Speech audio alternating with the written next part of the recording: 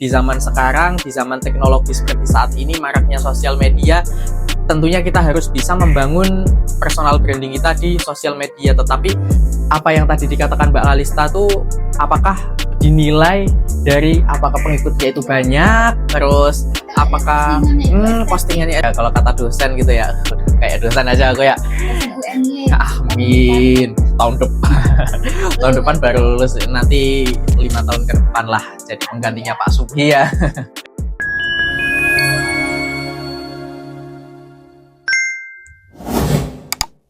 Halo semuanya, balik lagi di Arsip Setia mengarsipkan cerita. Balik lagi dengan saya Kalista, dan tentunya kita tidak sendirian. Kali ini kita akan ditemani oleh narasumber kita, yaitu seorang mahasiswa Prodi Komunikasi Penyiaran Islam. Untuk lebih kenal lanjutnya, kita serahkan ke Mas Rosi dulu untuk perkenalan sama Arsipers di rumah. Oke, makasih ya Mbak Kalista ya. Sebelumnya telah diberikan kesempatan dari diri saya sendiri untuk kenalan bareng teman-teman Arsivers semuanya, tentunya para penonton semuanya yang sedang ada nanti di ruangan ya, di ruangan kelas pada mata kuliah Bapak Subhi Ridho tentunya. Semuanya perkenalkan, nama saya Rosi Safitri Putra Pratama, kalian semua bisa panggil aku dengan Rosi aja ya. Soalnya kan ini panggilannya Kak, Mas atau gimana? Mas aja kayak biasa kan, karena asalnya dari Jawa gitu ya, jadi manggilnya Mas aja, Mas Rosi gitu ya. Oke, aku dari Prodi Komunikasi dan Penyiaran Islam, sama ya kayak Mbak Kalista ya, dari Prodi KPI juga, kebetulan kita sekelas juga, tentunya dari Universitas Muhammadiyah Yogyakarta, dan saat ini sedang mengampu di mata kuliah semester 5. Semester berapa Mas? Semester 5, bentar lagi lulus ini. Tahun ini kan tahun ini, amin ya Allah, amin, tahun ini semoga lulus. Oke, udah itu aja sih mungkin kenalannya. Lebih lanjutnya nanti bisa tanya-tanya langsung di DM Instagram aku @rsapppraa. Ini promosi dikit ya. Lewat DM nggak apa-apa, promosi dikit gitu ya. Oke, topik kali ini kita akan membahas tentang personal branding nih Mas Rosi ya. Oh iya iya. Banyak nih dari pemirsa di rumah ini juga menanyai tentang personal branding. Apakah personal branding itu hanya untuk selebgram? Oh, apalagi mahasiswa ya. Mahasiswa kan lagi Gen Z, lagi FOMO-FOMO-nya gitu ya. Apa perlu apa enggak gitu ya. Nah, menurut Mas Rosi sendiri itu kalau personal branding itu apakah cuman soal posting di IG, posting estetik gitu, atau yang banyak pengikutnya gitu?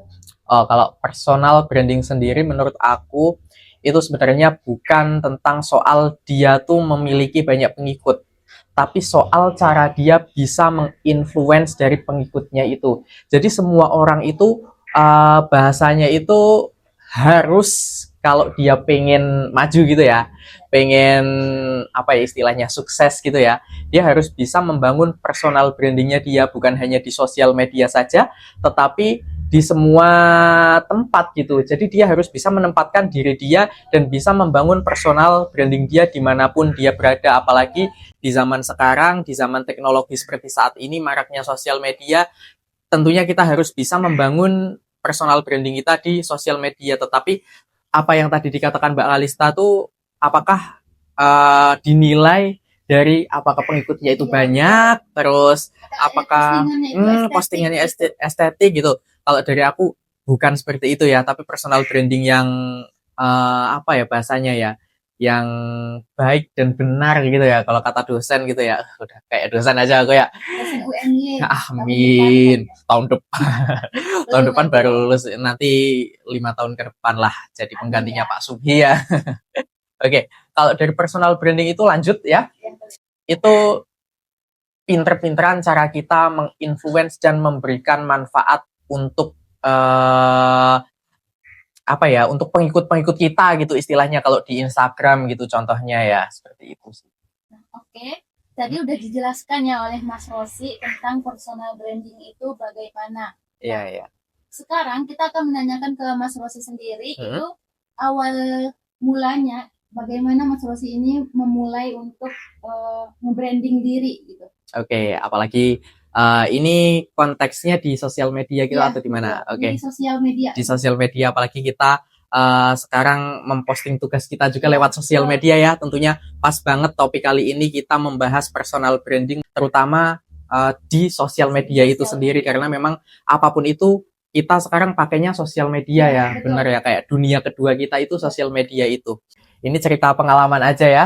Ini cara aku ya gitu ya, cara aku, tips and trick dari aku, bukan tips and trick sih, tapi cara aku membangun personal branding aku dari awal mulanya yang aku nggak tahu gimana caranya gitu ya.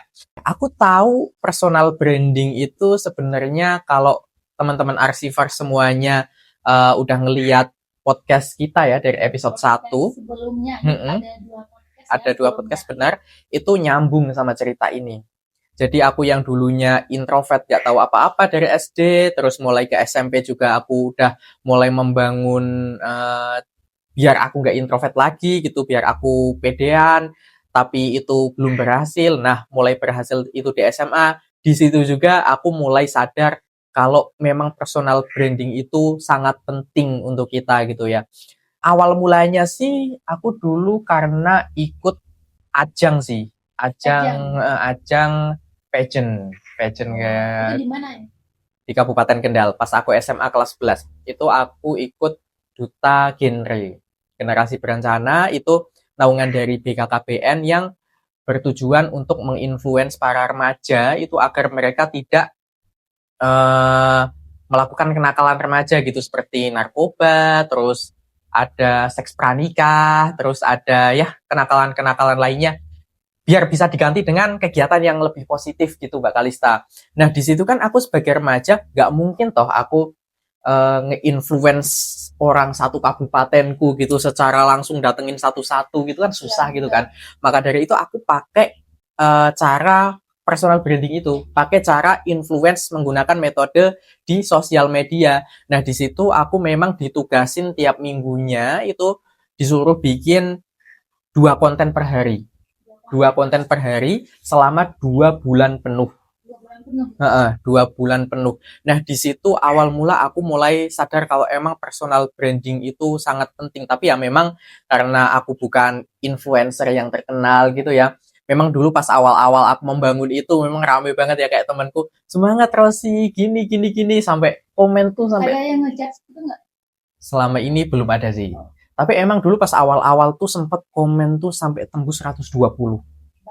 Banyak banget. Tapi mulai gitu. Walaupun nggak selebgram, tapi memang semakin kesini karena teman-teman aku kayak udah bosen kali ya, kayak lihat yang muncul di beranda mereka Rosi terus gitu ya, jadinya kayak saking banyaknya video yang aku buat tuh, jadi mereka itu kayak bosen gitu. Jadi ya kayak seleksi alam gitu, bukan seleksi alam sih bahasanya, kayak anak sekarang kan gampang bosen ya, jadi ya pinter-pinter kita cara membuat konten itu biar mereka tertarik aja sebenarnya gitu. Nah itu awal mula aku tahu kalau personal branding itu memang penting. Itu awal mula, terus di situ berjalan aku ikut ajang yang serupa tapi ke lingkungan. Tema yang berbeda. Beda naungan. Ini naungannya dari Kemenpora, kebetulan Kemenpora langsung, terus dinaungi sama DLH Jawa Tengah gitu.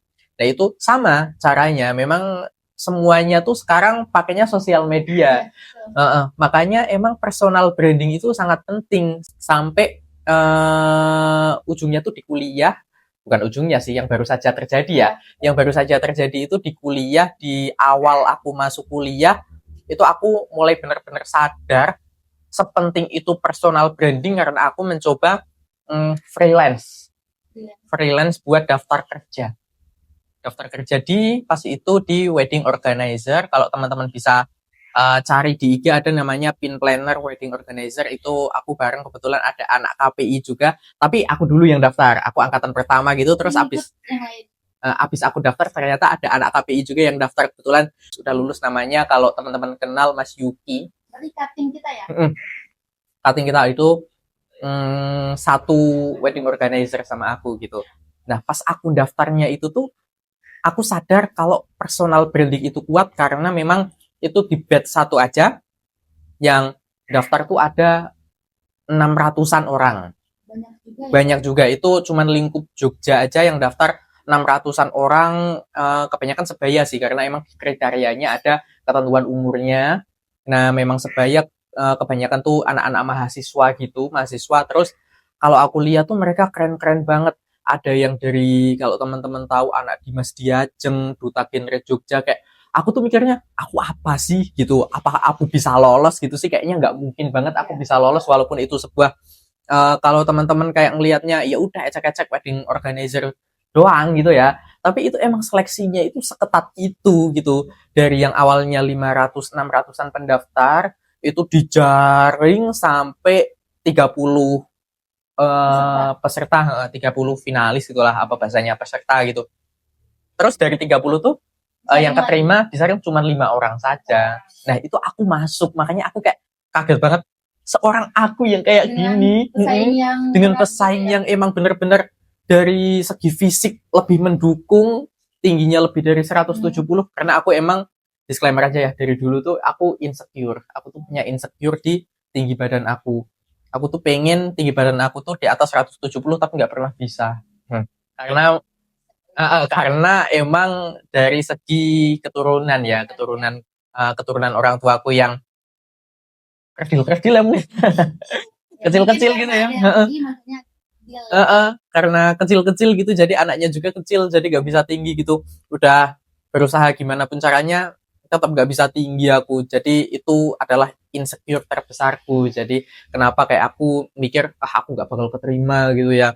Karena memang pesaingnya tuh mereka tinggi-tinggi banget, anak-anak model-model banget gitu. Nilainya ini enggak ada tinggi badan kali nggak ada.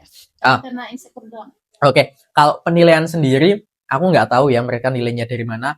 Tetapi pas setelah aku keterima di situ, itu aku nanya lah iseng-iseng, ke bahasanya apa, CEO-nya yang punya itunya. Kenapa sih kok kamu tertarik nerima aku gitu? Kenapa nggak nerima yang lain yang emang notabene lebih layak, lebih wow gitu kan, dari brandingnya aja bagus gitu. Ternyata dia bilang, ya karena IG-mu bagus. Sesimpel itu, bukan postingan.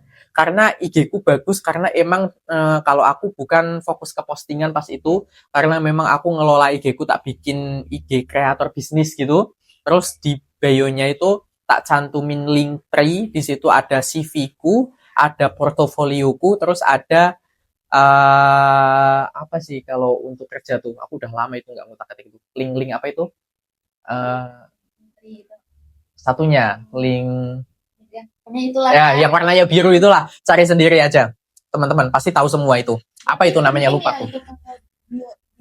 Memang sepenting itu katanya, karena dia cuman ngecek bio IG aku, ada link tree-nya, diklik selengkap itu, terus sedetail itu. Bahkan aku punya website pribadi gitu ya, website yang emang buat bahasanya pamer buat mamerin aku udah pernah ikut apa aja, terus dulunya pencapaianku apa aja gitu. Jadi di situ udah terkumpul semuanya, udah jelas tertera, jadi dia tertarik menerima aku gitu dari situ sih.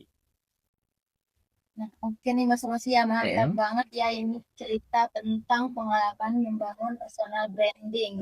Iya. Bisa kita simpulkan juga, personal branding itu dianggap aja sebagai seperti maraton ya. Mulai dari awal apa aja dulu kita mulai, pokoknya kita mulai dulu aja.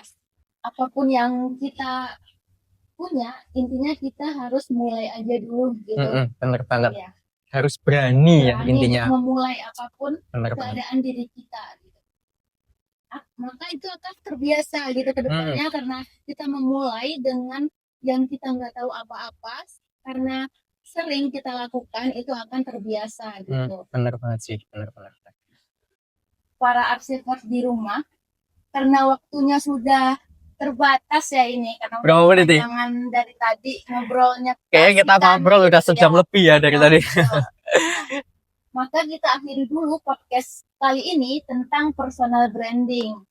Untuk teman-teman di rumah yang ingin bertanya tentang personal branding, ini bisa lewat chat di bawah ini aja gitu, atau DM Mas Rosi sendiri. Bisa langsung DM ke IG-ku ya teman-teman. Dan juga buat teman-teman semuanya, buat teman-teman yang lagi nonton, Arsivers yang ada di kelas semuanya tentunya, jangan lupa untuk tetap like, comment, and share. Podcast Arsip. Setia mengarsipkan cerita. Sampai jumpa.